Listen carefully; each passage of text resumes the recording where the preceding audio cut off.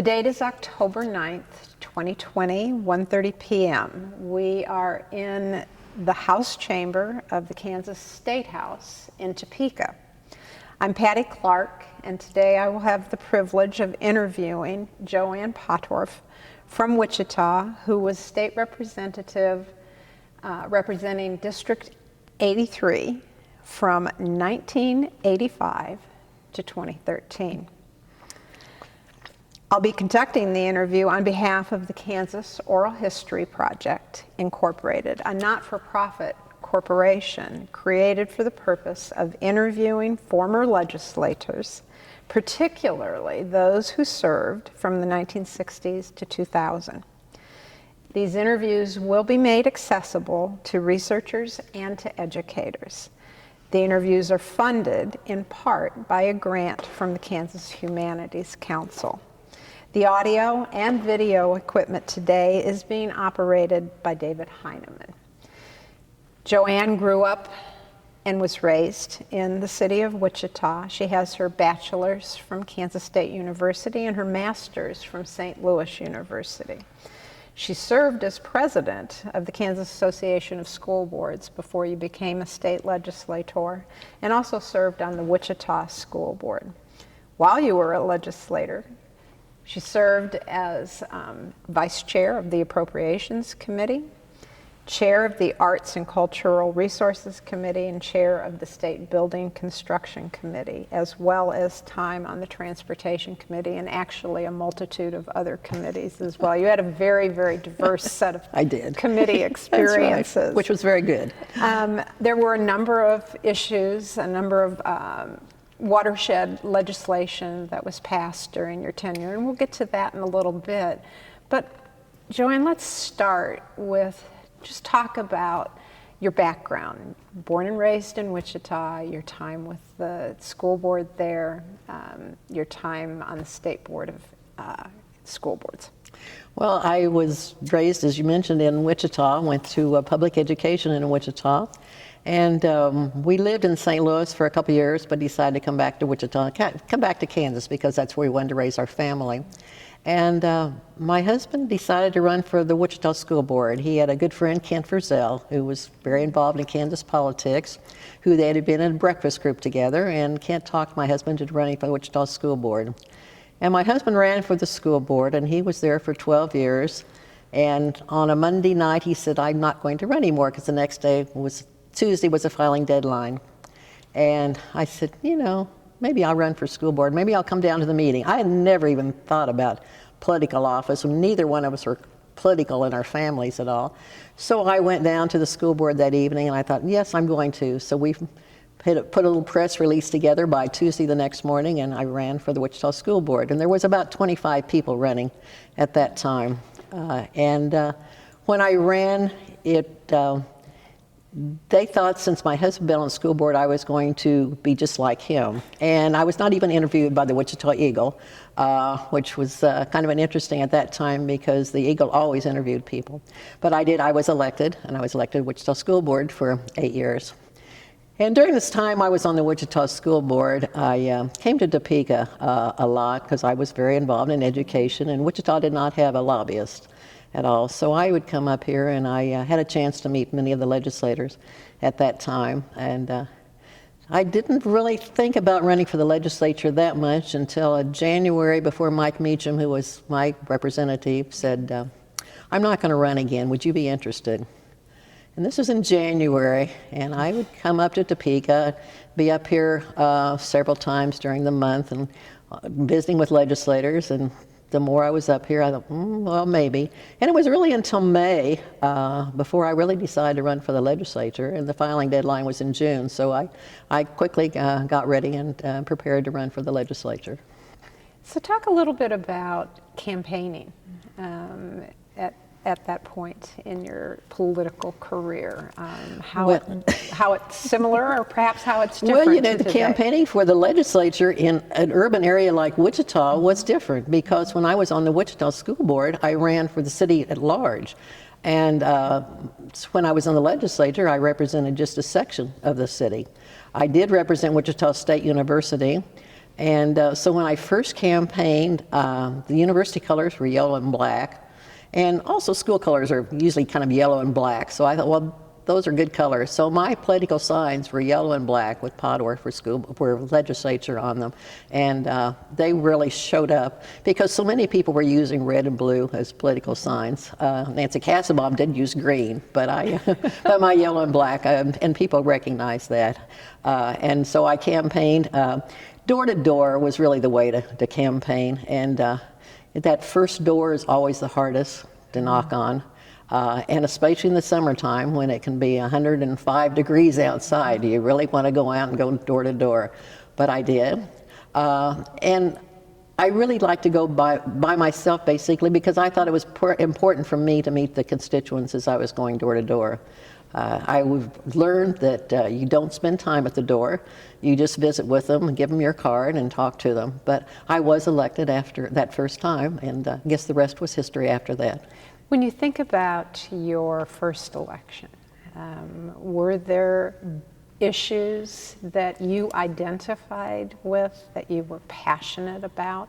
Or was it more about becoming a part of public service from an elective standpoint? I think it was both. Of course, education, since I was coming off the Wichita School Board, the education was very important. But public service, after I realized that I was going to run for the legislature, then it was to be able to serve. And I really felt after being in the legislature, what a privilege it was to be elected. There really are not that many people, when you look at the number of legislators that have been elected through the years. It really was a privilege to be elected and to represent my district. Well, let's talk a little bit, because there was some landmark legislation that was passed relative to public education during your tenure, and that was the school finance formula. Give us a little history, give us a little bit of your perspective of the debate during that time period, the issues, the compromise that had to take place. Give us that personal bird's eye view. Right, and again, when you look at a school finance issue, and when you look at my district of over 50,000 students, it is so much different than those people that live in western Kansas. That I remember when I was elected to the Kansas Association of School Boards as president, the person from the smallest school district in Kansas at only about 90 students was the one that helped made the nominating speech for me. So it's difficult. I mean, when you're talking about a school finance issue, to be able to have an issue that's going to be able to work for districts across the whole state, and I said very small ones and very large ones. So you really do have to compromise and talk to people and let them know. What were some of those points of compromise? What were the challenges that had to be addressed to get that passage? Well, I think financing, how it was going to be financed, and I think at one time there was a lot of different ways that people talked about financing. Whether you get funny money, so to speak, that I think was Governor Finney, maybe, that when she had a school finance plan, it was hard to figure out how that was going to be financed and how she was going to finance that. I think when you have issues like that, they're not Republican Democrat issues, but they're issues that you work across the aisle, so to speak, to have people that are going to support those issues. And your experience clearly on the Wichita School Board and the state experience on the board informed how you talked about that, how you conversed about it.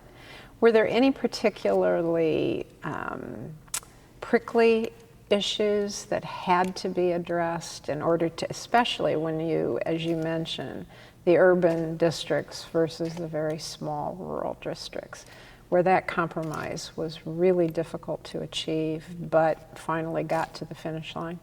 I really don't remember that. That's a long time ago. Yeah. But monumental in many ways. Yes, right. So there was another set of experiences that you had, and that was with reapportionment. You went through that twice as a state legislator. Yeah, I went through it several times, yes. How does your experience with that compare The last time Kansas went through reapportionment, it actually had to be handed over to the Supreme Court. Yes, We've got another one coming up, up. absolutely. What advice would you give people based on your experience? What advice would you give state legislators regarding this next round of reapportionment to guide their thoughts? Well, I think you can give them any advice you want, but they're not going to listen to it. they're going to do what they want. And then when it comes time for their own district, they're going to look at their own district and make sure that they're going to be reelected in their own district. I can remember when we first had our reapportionment in districts, we had big manila paper that was laid out on the floor. And we were drawing our own legislative districts. This was before we were using computers, didn't know how many voters you had. And so then we'd look and see how many Republicans or how many Democrats, and try to draw your district that really represented you and so get reelected again. It's an important part of the process every 10 years.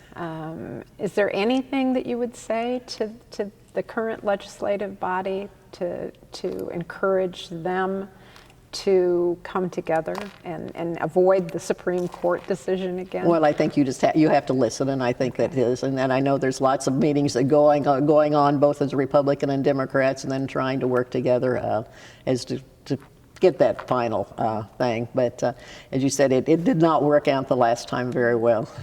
So you mentioned Governor Finney a little bit ago. What was the interaction during your 20 plus years in the legislature with the governor's office during the legislative session? How did the governor's office work with the state legislature? And you served with... I served with several legislators. Several legislators, yes. several governors. Several governors, Republican yeah. and Democrat, both. Well, I can remember, I think Governor Finney was with her harp, and she invited us out to her home and played her harp. We had breakfast at her home. She did a different way of interacting with people. The different governors, they would invite different groups of people out to Cedar Crest. To get to know them and to have dinner. So you got acquainted with the governor and his or her wife that way. There was interaction. I think when your party is in office, you get better acquainted. As a Republican, Bill Graves and his wife Linda became very close friends. And of course, Mike Hayden. And I can remember Mike Hayden when I was on the school board. Mike Hayden, I think, was chair of appropriations or something, but I can remember coming up to watching a meeting at the end of the legislative session, and I think Mike Hayden had his spittoon down here beside his chair, and he was using his spittoon. And I thought, do I really want to ever know this man very well? But that was Mike Hayden, and it didn't bother him to use his spittoon there in front of everybody. And did those more personal relationships help in terms of navigating through some of the more difficult, challenging conversations? Yes, I think so, yes. And I think if you really ever wanted to know the governor or have constituents that come up, you felt very comfortable in calling the governor's office and saying, yes, I'd bring so-and-so, they'd like to meet you. And, constituents are always very pleased if they could meet a governor. So that was always fun to do, too.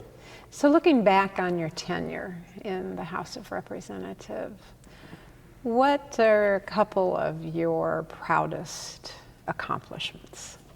Well, I think the Parents as Teachers legislation was, and I did not introduce very many bills. I felt that we had enough legislation in Kansas, and I didn't, too many times legislation's introduced by an individual because they have a constituent that has a personal issue that they want it taken care of. I can remember an attorney in Wichita that, he'd have, if something didn't go right with one of his clients, he'd start introducing legislation to get it changed. So I did my Parents as Teachers is one.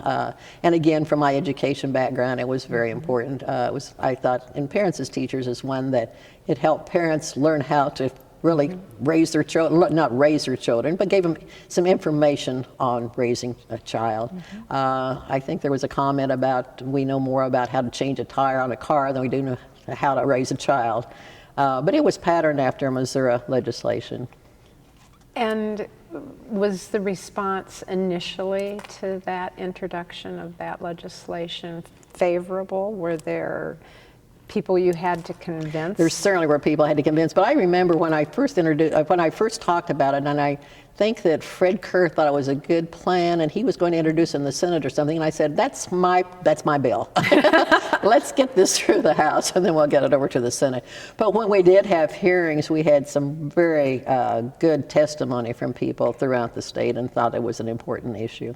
Is there another piece of legislation, another accomplishment you're particularly proud of? I'm sure there were, but at this time I don't know. But one of the things at the end, towards the end of my legislative, it was a Midwest Interstate Railroad Compact that we passed, and because in Wichita we've talked about getting railroads back into service in Wichita, and that was talked about, and there were people working on that. In fact, Shelby Smith, who was a former lieutenant governor, who was a close friend of mine, was one that was very involved in wanting railroads. And so I worked on that bill, and we got that compact passed. And that was states throughout the Midwest. And then as part of that compact, I was on that and went back to Washington, D.C. We had a chance to visit with the Secretary of Transportation there, and some of the congressional hearings, and the head of Amtrak. But we're still working on getting railroads into Kansas more. It's a and long passenger process. Rail train, yes. Yeah. I'm going to shift gears just a little bit here, but then we're going to come back to some additional reflections of your time in the legislature. Today we're going to identify personal identity as loosely defined as gender, age, race, class, sexual or gender orientation, marital status, etc.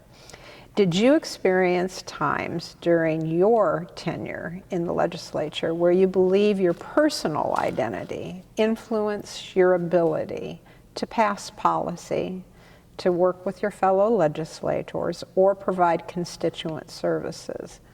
Were you ever given assignments to committees or tasks that you believe were a function of your own personal identity?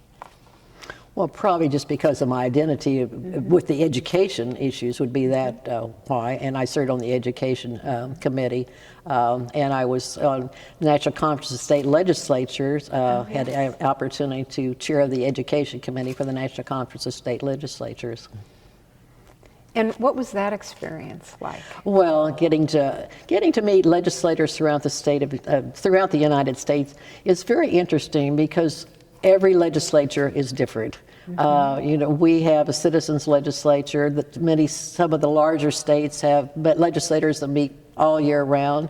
New Hampshire, I had a very close friend in New Hampshire that served in the House, and I think there was like almost 400 people in the New Hampshire House. I think the Senate only has like 40 or 30, but very, very small districts. They didn't even get any salaries, so to speak. So being involved in NCSL, National Conference of State Legislators, you had a chance to meet other legislatures, but you had a chance to learn about legislation that they had in their states too. And if you ever had a bill that came into your own legislature, and you could find somebody from another state that had that same interest, you could visit with them and see what they thought about that legislation. You bring up a great distinction. Citizen legislators, part-time legislators. For Kansas, is that a good structure? I think it's a very good structure. And why?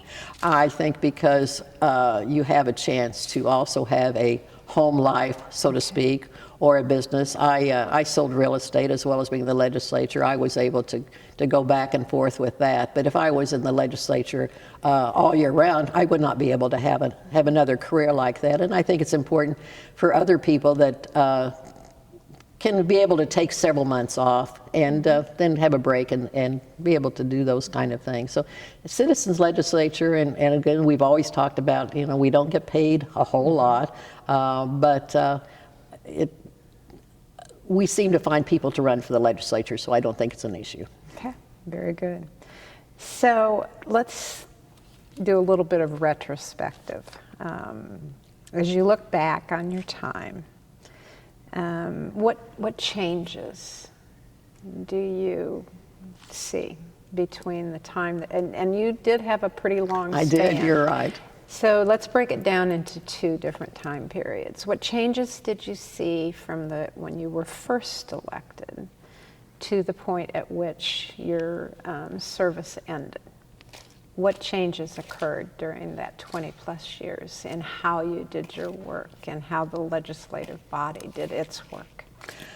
I think that it became more political towards the end of my career than it did, and maybe I was just naive at the beginning and not realizing that, or maybe things really did change, but I do feel like it did. When I first came in my political career, I sat on the other side of the aisle, even though I was a Republican, because there were so many of us that we didn't fit on this side. So.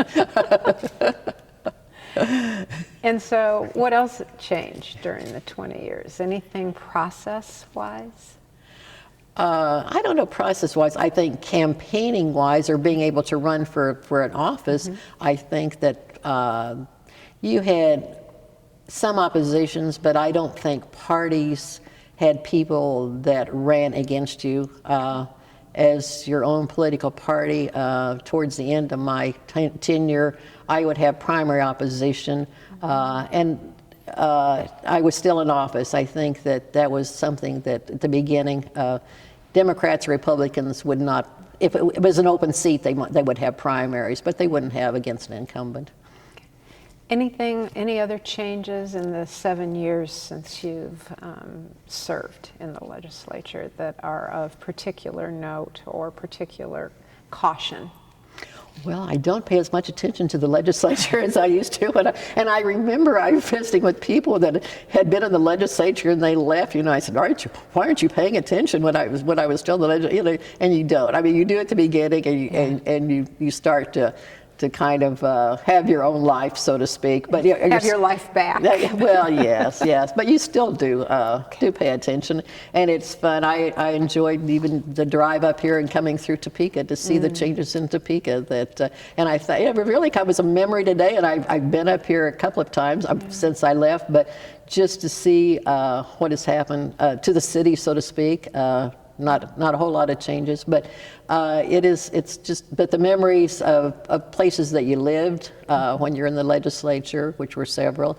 I had a wonderful opportunity to live with the Senator Lana Olin when I was here. We lived in several different places for about 10 years and that was really nice because I could learn what the Senate was doing and she could learn what the House was doing, and so we had good interaction together. What do you miss the most, and what do you miss the least? Well, I miss the people the most, though you make wonderful friendships, and so you do miss those. The least is probably, and we didn't have as many early hours as we did. At the very beginning, it seemed like we were meeting at 7 o'clock in the morning for committees assignments, and I think that changed. Not having a day that starts at 8 o'clock or 7 o'clock and then getting home at 9 o'clock, and you didn't have to go to receptions or things, but I always thought it was very important if there was people coming up from Wichita for a reception. I thought it was important to go to visit with them and see what their issues were. So if you were coaching someone who was interested in running for public office today, what advice would you give them? Well, it's kind of interesting because there is a young man who is running for the legislature today who was a page of mine when I was in the legislature. And that it's fun, and he's just as graduated from college, but he did visit with me, and his dad has visited with me, and his dad's been a friend. We were in the real estate business together, but just to see his excitement of running for the legislature, so that's been kind of like giving birth to somebody. And he was up here and had a chance to see what was going on. The advice I would say is friendships are important when you're here, and you work with your own political party, but you need to have friends across the aisle too.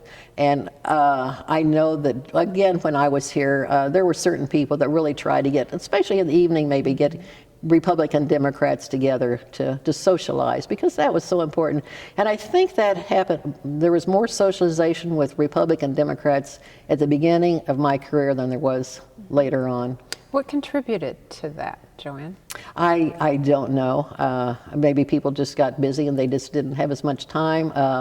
I think there are some people that, of course, lived close enough to Topeka that would go home in the evenings too, or drive home. So they weren't here in the evenings either. Another piece of legislation that passed and then had to be renewed during your time in the legislature was the lottery. Yes. Talk a little bit about the importance of that, not only to revenues to the state, but to what it's been able to fund and finance. Well, you mentioned the lottery passed. That was when I first came to the legislature. There was a lottery and pari-mutuel and all those liquor by the drink, my first legislative session. And I supported those. Charlie Belt, who was a lobbyist, I think, or was very involved with the Wichita Chamber of Commerce, and I had been involved with the Chamber of Commerce too, really visited with me about those issues. And that seemed to be something that in our area in Wichita that people wanted. But I had a legislator in my office, and there was like 3 of us, I think, in the same office at that time, who was from the western part of Kansas, who was very opposed to lottery or any of those issues. And he would come back and he'd call his constituents and he'd say, it didn't pass. And then he'd call back the next day, well, it didn't pass. He'd say, oh yeah, but they did pass.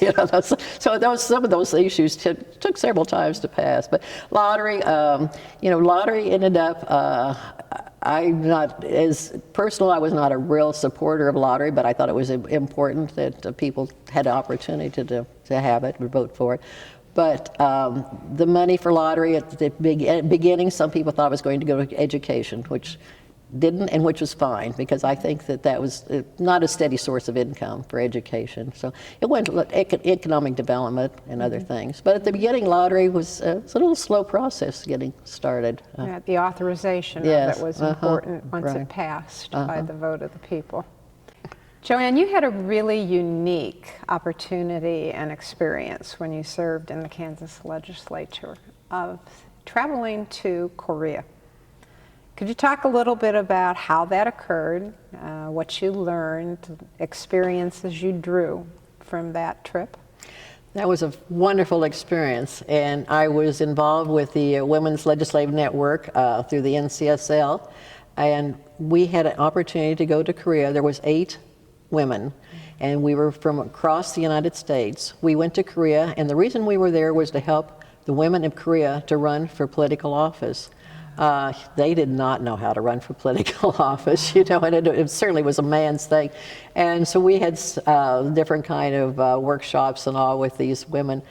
We had an opportunity while we were there to visit with the president of Korea.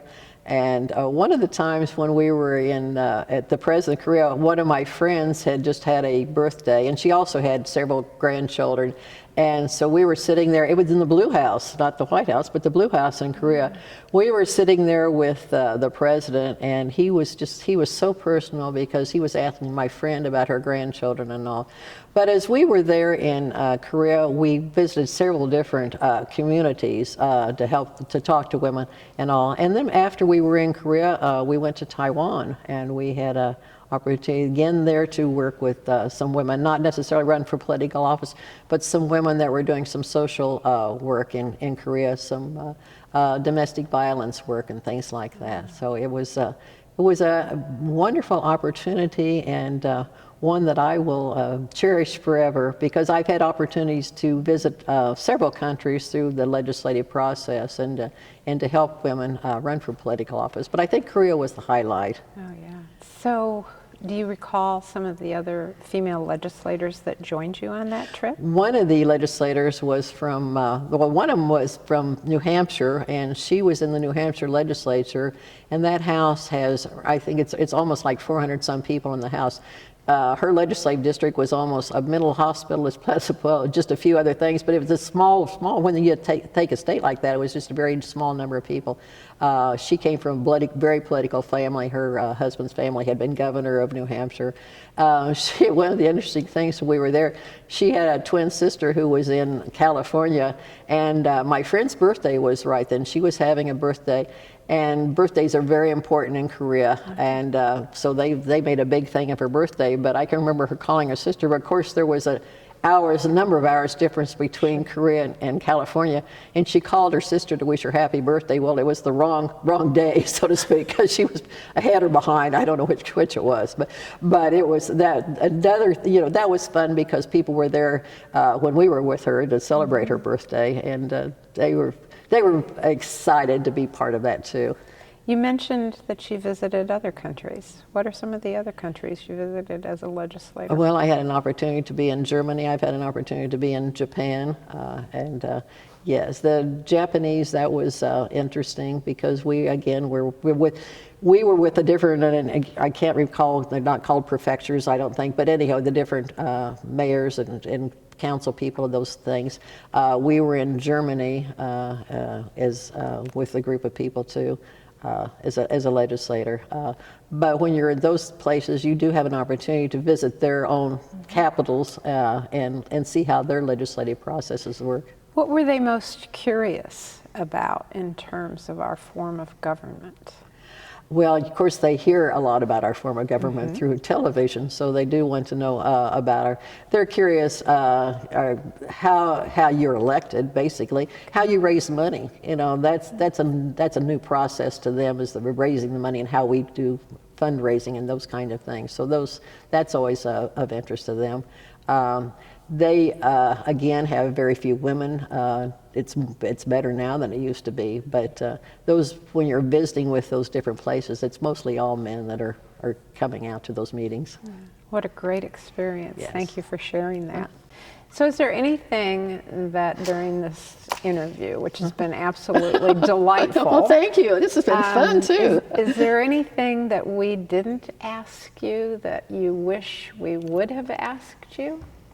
Well, I can't think of anything, but just sitting in this beautiful House chamber, I was here through the process of the remodeling of the Capitol, and it was kind of funny because during the time my office was going to be remodeled, and I kept saying, well, when my office is remodeled, I'm going to leave the legislature, but I didn't. I was here several years after my office and the Capitol was.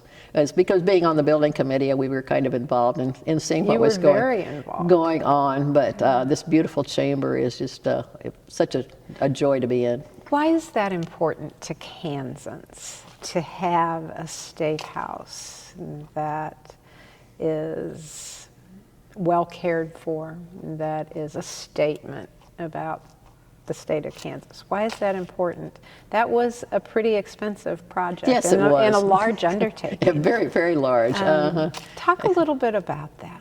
Well, yeah, I think it is when people come. There are Capitol buildings across the United States that are varied kind of Capitol buildings. Some are tall and some are more like our Capitol. I think it's a pride in Kansas. I have some very good friends that would have liked to come today that really want to come see the Capitol. I think when you see this Capitol building, it stands for Kansas. And to think of the years that this building actually has been here, even though it's been remodeled, and what went through at the very beginning when they first built this and the different stages that it had to go through. It stands now, and it hopefully will stand for hundreds of years from now, that people can look out here and say, this is Kansas. I think when they come to Topeka, they see this as Kansas. Are there any thoughts that you want to leave with Kansans, not just Wichitans, but right, Kansans, right, about the future of the state? Things they need to be mindful of, purposeful about. If so, please talk right to the camera or to me. Well, I think it's important. The future of Kansas, I think the the parks that we have in Kansas, some of the historical sites, and again, from the building committee, we looked at some of those historical sites, of maintaining those historical sites, because that is our history. And we need to be sure that people, our youngsters, know the history of Kansas, and it's there. And I hopefully that someday again that people be able to tour the state of Kansas and see some of those historical sites. Great. Thank you for being with us Thank today. you. This has been absolutely delightful. I would be remiss if I also didn't thank you for your years of service, your decades of service. Well, Shelby Smith reminds me that I was the longest serving woman in the legislature. That's a mark of pride. He always, every time he sees me, he always wants to tell me that. That's a mark of pride, Yes. and it's a good lesson for other women to follow. So thank you for joining us today. We really appreciate it. Thank you very much.